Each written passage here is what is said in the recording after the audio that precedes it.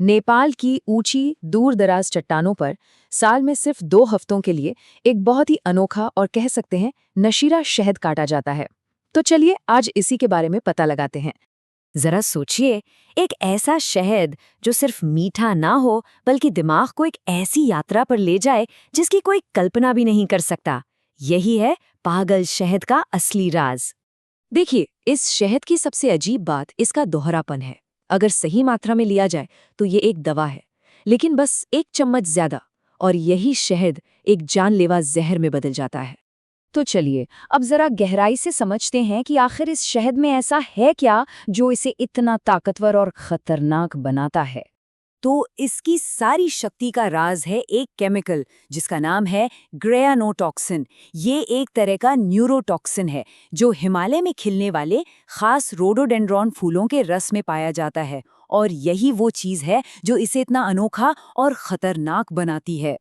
सबसे कमाल की बात तो ये है कि डोज में जरा सा फर्क कितना बड़ा अंतर ला सकता है। मतलब एक तरफ ये दवा है तो दूसरी तरफ जहर। ये वाकई एक बहुत ही बारीक रेखा है जिस पर चलना होता है। तो सवाल ये है कि ये शहद आता कहाँ से है। चलिए अब उन लोगों और उन असाधारण मधुमक्खियों से मिलते हैं जो इसे हजारों सालों से इकट्ठा कर रहे हैं।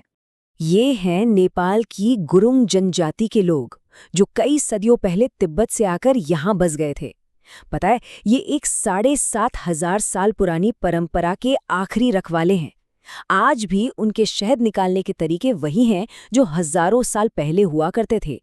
और ये शहद बनाती कौन है? दुनिया की सबसे बड़ी मधुमक्खियां, जिनका नाम है एपिस लेबोरियोसा। ये लगभग 3 सेंटीमीटर लंबी होती हैं, मतलब एक आम मधुमक्खी से 2 गुनी बड़ी। और इस शहद को बनाने में जो मेहनत लगती है उसका तो कोई हिसाब ही नहीं। सिर्फ 1 किलो शहद बनाने के लिए इन मधुमक्खियों को करीब करीब 40 लाख फूलों पर जाना पड़ता है। सोचकर देखिए कितनी मेहनत लगती होगी।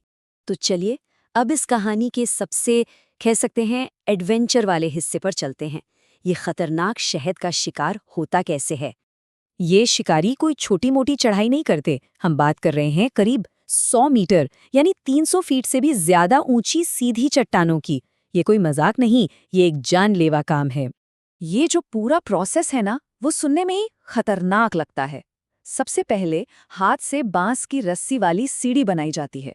फिर उसे पेड़ से बांधकर धुएं से मधुमक्खियों को भगाया जाता है।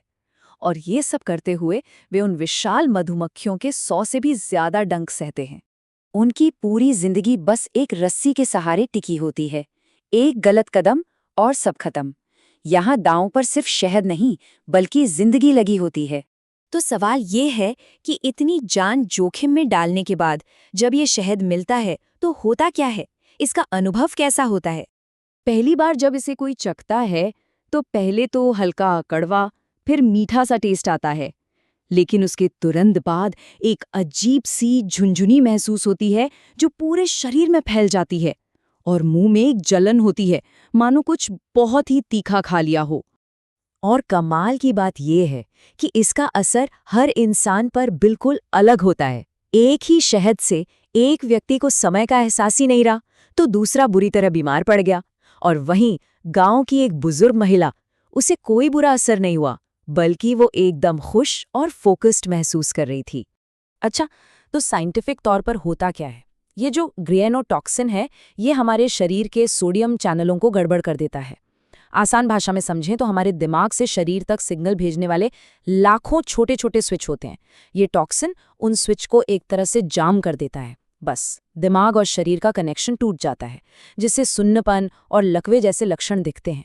तो अब ये समझना जरूरी है कि ये शहद सिर्फ एक नशीली चीज नहीं है।